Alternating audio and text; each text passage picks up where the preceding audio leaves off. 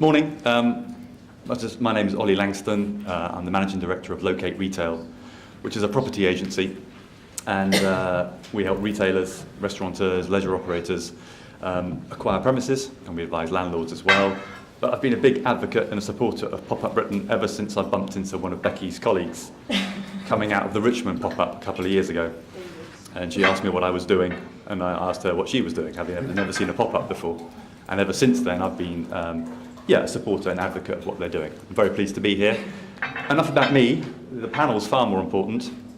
Also, this session will work a lot better if there's a lot of questions from the floor as well. We do want to hear what they say, but what they say will be inspired and prompted by yourselves. Perhaps a quick introduction. Would you like to introduce yourselves, or shall I give you a... I'll let you work a bit harder. I'll work a bit harder, yeah. Take care of your name. So, ladies first, we have Cathy Maddock. Cathy's the Commercialisation Manager at Liverpool 1. So, for those that don't know, commercialisation tends to be, or is, revenue that doesn't come from rent. Then we have Stuart Anderson, who is he's a very busy man.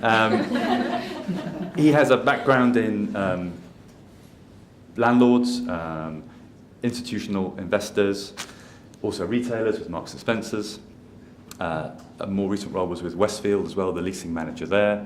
But he's now currently the head of retail for TfL. And that comes with that is Old Street Station, which if you are interested in pop-ups and you're interested in the next generation of retailing, you should have read about Old Street. Ideally, you've been to Old Street Station as well.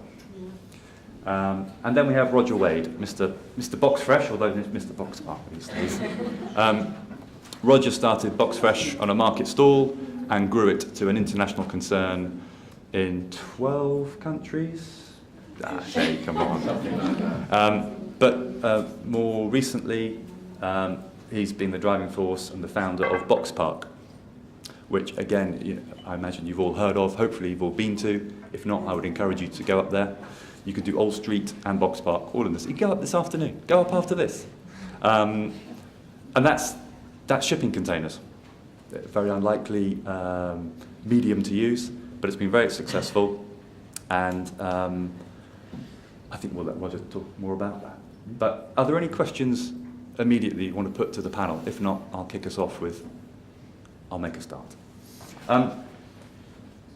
Tell me your experience, Cathy, with pop-ups so far in Liverpool 1. Just one slight little correction. Oh. Liverpool 1, for those who haven't visited, is not a traditional shopping centre, so we don't actually call ourselves a shopping centre. We call ourselves a retail and leisure destination, and I think that says a lot about how we've then embraced pop-ups, because it is about the experience, which we've already discussed this morning. We first experienced pop-ups probably about 4 years ago. We are 6 years old now. We had the Harvey Nichols food market pop-up. Very successful and opened the eyes to the landlord of what different revolving opportunities can bring in. A decision was made by the landlord in February of this year to allocate a permanent pop-up. That's not an acronym. So a unit has been taken out of the leasing circle and given to us to fill it with different revolving pop-ups from a week to 6 weeks. Okay. So the joy of it being that we get an awful lot of really good, exciting ventures, but we can't necessarily put them in to our normal units because we have to wait until the unit's free. When is it going to be free? I can't tell you if it's going to be free in 2 months' time, 3 months' time. That's an impossibility. This one means that you can book it in advance. It's a set rate card. You know what the size of the unit is. You know what rate you're going to pay, and you can book it in and plan it and market it, which is key. Okay. And Stuart, your experience in your relatively recent role at TfL. Pop-ups for TfL, yeah, they did start Christmas last year. Our first pop-up was a collaboration between Nike and TfL. It was our 150-year centenary year last year. We got together and Nike produced a maquette shoe, so it's like the underground seats. They did a shoe for us, a limited edition. We launched it in Piccadilly Circus a couple of weeks before Christmas, and we had 150 pairs within a small shop. And we had queues down the street literally for overnight trying to get hold of these shoes. The gates opened at 6 o'clock It was quite a big event. We went to a number of locations through London, ending up in Shoreditch, in the Arch in Shoreditch, which is also another TfL-owned venue. So it was quite an exciting opportunity. 6 months ago, we opened Old Street Station as a pop-up destination. A lot of work gone into it, a lot of interest from Boris and even Number 10 in terms of it was the centre of Tech City. They didn't like the look and feel of what Old Street was at the time, and they said, was there anything we could do to change it? It was quite an immediate thing, so over 6 months we turned it around. We got possession of half a dozen units, we kept half a dozen tenants, and since then we've had over 80 tenants within there. Jamie Oliver, a surf shop, all sorts of things, so it's been very successful. And how many of those have been repeat tenants as well? Some of them have been repeat tenants, so we tend to lease it for up to 6 months, but a month, a few weeks. We've had a couple of people using the stalls, Mallow and Marsh being ones, and I can't remember the other one, I should remember. They've both been on Dragon's Den, so they used the stall as a start-up point, they tested it out, and then they ended up on Dragon's Den. So we've had, quite a lot of success and repeat business, That's good. And Roger, yours is a slightly different environment because yours isn't a shopping centre which has a few units available for pop-up use. All of yours are pop-up. So actually, let's go back a stage. Why did you want to get involved with pop-ups? It's hilarious being here today at PopUp Summit. Wow. We were pioneers of the sort of pop-up movement. We were the world's first pop-up mall. And it's fascinating just sitting here and sort of hearing things that we've maybe put into practice over the past 2 or 3 years, sort of been regurgitated as sort of industry standard. And I think we've got to be really careful here because this sort of term pop-up, it's just getting boring. I run a pop-up mall, but trust me, it's not about just turning up and going, oh, I've got a pop-up. All the answers to my landlord problems are solved because actually what's happening in the industry is to fill up sort of vacant units, it's almost convenient to go, I've got a pop-up.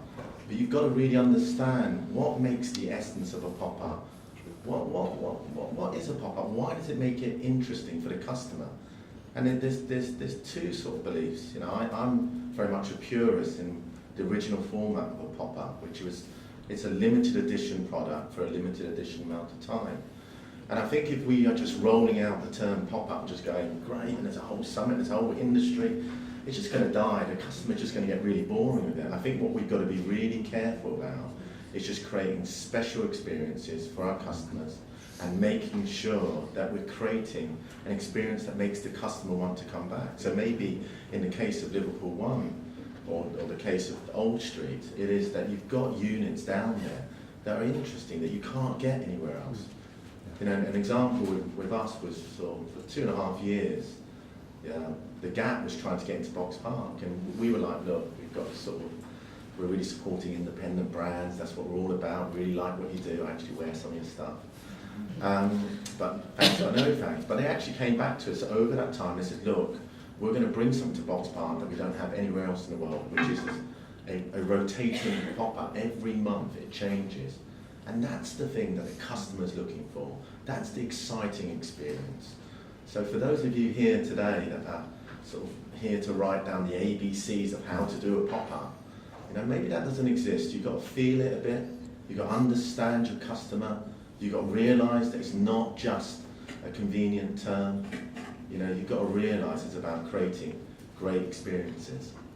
So the customer has to be key. That seems to be the message here. The customer's key. So what's the feedback you've had from shoppers, but also from your tenants as well? Let's start with Stuart. I use Old Street as an example of the extremes. We had a fruit stall operator, still have, called John. He's been in Old Street for 40 years. His mum and dad ran a fruit shop in Old Street before him, so he's been there for 40 years. He was pretty scruffy, pretty dowdy. If anybody travels through Old Street, they will know John without a shadow of a doubt. Exactly. Lovely guy. We then decided 6 months ago to do a pop-up. He was a little bit shaken by it all to start with, wasn't quite sure what it all meant. If you see John now in his apples and pears stall, he's got a brand new stall. We've set him up in the corner. He's wearing a pair of glasses that he's bought from one of the other pop-up shops, and he's the biggest advocate we could have. In fact, we should have brought him here today, because one of my favourite stories, we had a juice guy operating, and he went up to the juice guy and he said, "Where are you getting your fruit then, mate?" He said, "Well, I get it from the wholesaler." And he said, "How much are you paying for that?" "You don't want to do that. Get up at 3 o'clock tomorrow morning, come with me to the fruit market, and I'll introduce us to some guys." And to me, it's that community thing. It is about that, and exactly as Roger was saying, you can't just put a label of pop-up on it. You've got to understand it. It's about a community, and the wider community it's operating in. And Cathy, in particular, the shopping, the feedback you get from shoppers as well. What's that been today? I think people who visit Liverpool won't expect to see something different every time they visit. So whether that be an event or some enlivenment, but also the retail offer or the experience offer that are in our units. So I think one of the best things I've seen was when we had an asparagus patch cafe during asparagus season. So it really captures everyone's imagination. Local farm, brought it in, everything in there was made of local asparagus. North West is very popular for asparagus, I have to say, it's the sandy conditions. And I stood in the window and watched people literally do a double take. What's that? Clock it, see what's going on, either come straight in and have a nose themselves or come back at another time. And that kind of builds and grows on social media, and people were coming in to visit that pop-up because it was just something different. As Roger said, it was an experience, it was entertaining, it wasn't just the norm. And Roger, have you had specific requests from shoppers or from other tenants within Boxpark for a particular use or a particular type of person to sort of set up next to them? No. It's not been really specific. It's just been they want to be surrounded by complementary brands, you know, and you know we use this word curation, but we're fanatical about it. And the other brands that retailers that we have at Boxpark, we really spend a lot of time sort of thinking about them and the role they've got to play. So I think fundamentally it's about, if you've got a destination, a retail destination, whatever you've got, understand who your customer is, make sure that you've created your brand list to fit your customer requirements. So it's not being specific that they're looking for John, the fruit and veg guy, very good by the way. So, sell it for £1 you could get your little daily fruit and veg. So it's not really about specifics, but more about we want to be surrounded by complementary brands. So in terms of new applicants and people trying to take a pop-up space, what do you look for in a proposal from a company? Start with Stuart. It is. Back to Roger's point, it's curation. You try and make the place as dynamic as you can. And in some ways, I try and avoid people who are going to look like a traditional shop. They've got to be doing something slightly different. It's got to be something that people go, "Oh wow, that's something different." So we had Jamie Oliver doing cocktails in one of our units for 4 days. About a month ago, and so people were literally tweeting in ideas for cocktails. He would make them, and it would appear on YouTube. And that in itself, it wasn't actually a shop. He wasn't physically selling anything. He wasn't really trying anything. But the word of this got really out quite far and wide, and I think it generated tweets and retweets of around about 77 million from one 200 square foot shop underground in Old Street. So very, very interesting. And Cathy? Don't worry, thanks. Each one is different in terms of what we expect to see from them, but yeah, we want to see that how it's going to interact with our customers who are coming in. What's the story behind it? What talkability is there about it? And it's got to be quality. We don't expect a fit out in the style of more permanent shops, but the landlord still wants to feel that it's a quality fit out, and you can still do that quite cheaply but creatively. So think about that side of it, don't just throw something in there.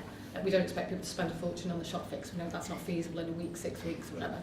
But just think a little bit more creatively about what your shop's going to look like. Okay. Talking of landlords, some landlords that I've spoken to over the years see pop-ups as hassle, both in terms of finances, the burden of administration as well. As landlords, what's your take on that? And what would you say to a landlord who is considering creating space for pop-up retailers? For all those, well, I'm happy for those landlords to say it's hassle because they're welcome to come to Boxpark, really. I mean, I haven't got a chance to answer the last thing. So if we had a tenant coming to Boxpark, we were looking at that tenant, it would be sort of a no suit, no tie sort of policy. We're sort of looking beyond the financial numbers, we're looking at the type of brand. And it goes back to the answer to this, which is, you know, it's not about it. Actually, business is hassle, isn't it? But you've got to invest that time in your brand. You've got to make sure that you're constantly looking at your brand and making it fresh. So actually, that's what pop-ups deliver. So for all those guys, you know, the surveyors out there, no, pardon to CBRE, but you know, yeah, it's meant to be hassle. You know, that's business, but it will keep your development fresh. It will bring something new, and ultimately, that's what the customer wants. So at Boxpark, we have a program for 52 weeks a year. We give away a free pop-up, but actually, we measure that success not in terms of monetary, because there is none, but just in terms of it creates a buzz. You know, we get a real feeling about it, and I think that's the way you've got to sort of equate sort of pop-ups, not in terms of financial terms, but in terms of what can they actually bring to your development to make it more successful, or to your individual unit. Okay. You've heard the panel talk. I'm hoping it's brought some ideas up and some questions. Let's see some hands in the air, please. Hi. There's a microphone coming your way. Hello? Yeah. I'm a part of a startup fashion label, and we're realizing the amount of work that it takes to generate the interest that you need for a pop-up to get the footfall. So I think the worst thing is to start it and no one comes through the doors. I think that would just be a nightmare. So as a fashion label, the way we're trying to keep it fresh is half of our season is just fashion, then the second half we're actually collaborating with a fine artist and a sculptor for a limited number of pieces to be sold in the pop-up. But I was wondering if you had any examples of people collaborating and how that's worked out, because we're just interested in what we might have to look forward to. If there's anything, any problem issues, or if you haven't seen much collaborations, maybe why and why people aren't picking up. I think one of the key thing about pop-ups is collaboration. So the little example about the fruit guy working with the pressed fruit guy does work. The one thing I've noticed, particularly in the Old Street area, and Roger will probably back me up on this, is the way that young companies do collaborate quite a lot in the area. So Arita may be the front man. If they want to do an event, they may bring in a local bar operator to help them, or a barista to help. So there's often a collaboration of businesses to make the things work. So I would say definitely it makes it more interesting. And from your point of view, if you get complementary, as you're saying, sculpture, art that links to you is a good idea. You just got to keep it so that people want to come in. It's got to be something different, look different and feel different. And sort of, you know, I sort of spent 20 years running a fashion brand, and you know, the key of collaboration is that you're producing limited edition product. So again, it's sort of creating some special sort of product, but I actually think more important is the sort of lead up in your question there, which is the question of, I'm a small startup, I'm going into a pop-up unit. If you think that you just go into that store and that's going to be the recipe to success, you're going to find out you're going to be badly wrong, because ultimately you've got to create footfall, and you've got to create a whole sort of support network. It's just sort of, I don't mean to plug this, but at Boxpark we've actually tried to create a total shop in a box solution for our tenants. So literally, you can turn up, you've got a basic shop fit there, you can literally, all the railing is there, and you can turn up and have a shop in 24 hours, and it's beyond that. We now provide you a free event, we give you a free POS system.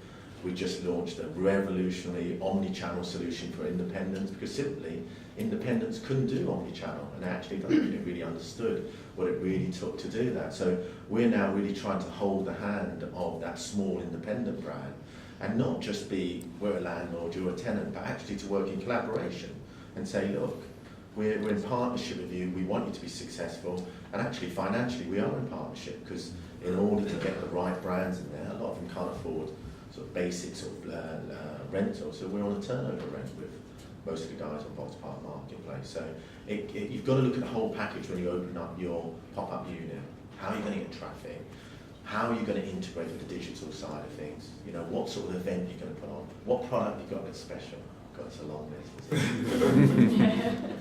Yeah, I'd agree with what Roger said there. I think Liverpool One attracts 26 million people a year, and some people think, well, that's it, job done, the footfall's there, but you've got a massive amount of competition for, you know, that interest from the customer. So what is it that makes you stand out? Work with, I'd say, to landlords as well, to work really closely with them. So we've got a big marketing team, we've got access to, you know, a big audience out there. So what is different? What can provide that cut through that drives people into your store while they're there? I don't think the panel's trying to scare you. but you've got to be thorough about it. And so there's a lot more to it than just turning the key, opening the door, and expecting the till to start ringing.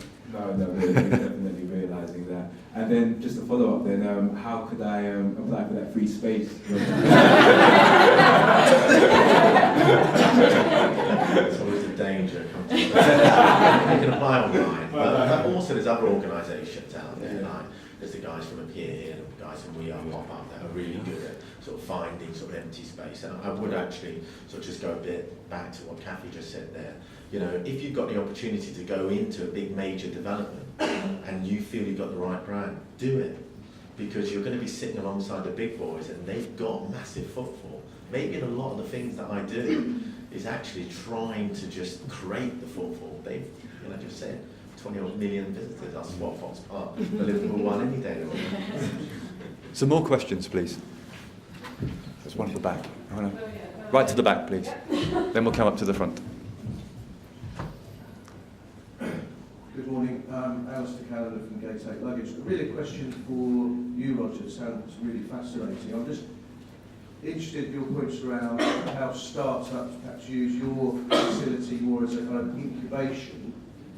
I'd be very interested to try and understand what the average tenure is for each occupant, and in your experience, where do they go next? So we just sort of, we give a free 1 week pop-up, and there's a concept behind it. Yes, it creates a bit of entertainment, brings in sort of new customers, and it's there for a limited amount of time, but also it's a test bed for young retailers to actually start with us, and if that experience goes well, they might go to a 1 month or 3 month pop-up, and then hopefully sign up to a 12-month pop-up. So I think that's a whole other question. I think that's a much more wider, more interesting question that we should be asking ourselves, and especially with sort of Martin's role, is the role of the pop-up in actually attracting a new generation of retailers into Britain, and we should be fully behind that. Because at the moment, the small independent brands are getting squeezed out of the high street. And actually, Britain has been renowned for having those independent brands. And if we get rid of the venues in which independent brands can sell into, then actually the future of independence is actually bleak in the UK. And that is what's happening at the moment. And I'm going to mention one other thing, because it's probably, if anyone was there 12 months ago, we actually launched an initiative for the pop-up industry, and it got widespread support from PopUp Britain, from We Are PopUp, from Appear here, and we got over 600 signatures, and actually it got recommended, it went as far up as the Parliamentary Select Committee, and it was their key recommendation that to revitalise our high streets, we should give business rates relief for the pop-up industry. And I'll be absolutely frank, I'll go on record now, the government fudged it, okay? Because what they did is they came back and they said they took that sort of recommendation, but they glossed over it. Because what they said is, in order to qualify for an empty for this business rates relief, you have to have your unit empty for 12 months. No landlord, probably David Cameron. Sorry. No landlord is going to keep your unit empty for 12 months. We're going to fill it, because we get charged business rates after 3 months. We're going to fill it with the things, or landlords are going to fill it with the things that are ruining our high streets. And those are pawn shops, pound shops.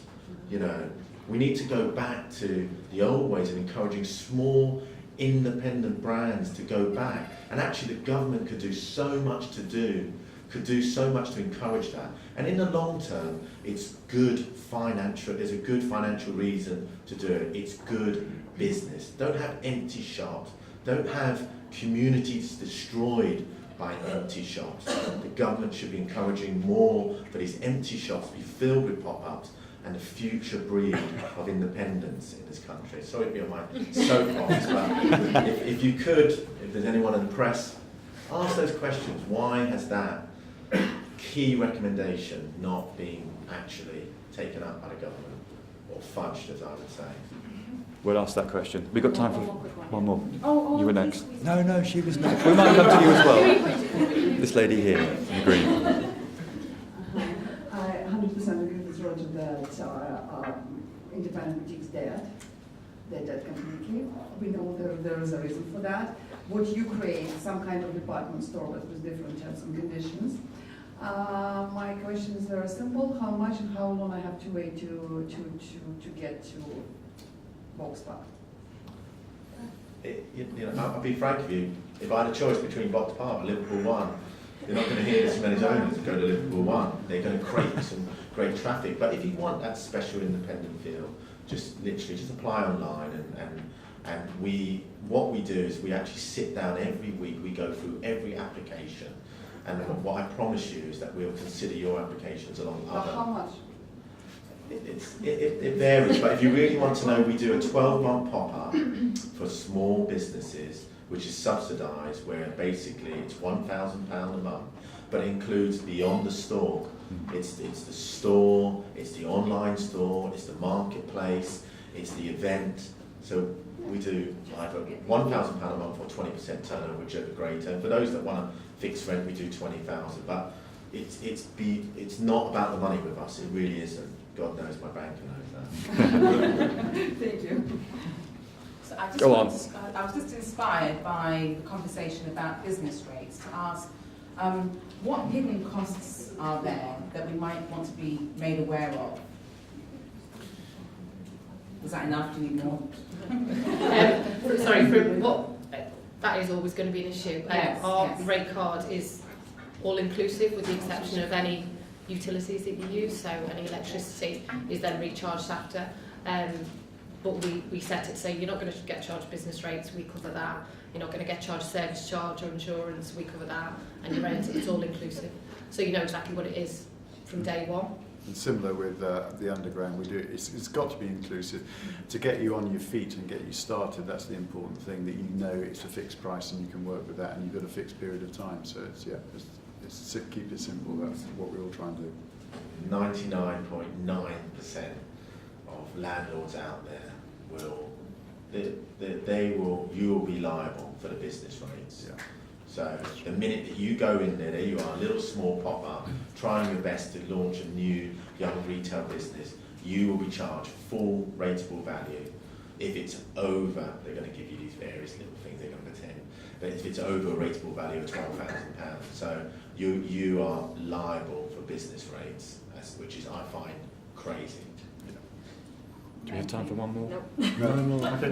Well, you know where the panel are. They'll be here. Will you be here? Will Prue be here all day? Yeah. So come and find them. So thanks very much to Stuart, Cathy and Roger.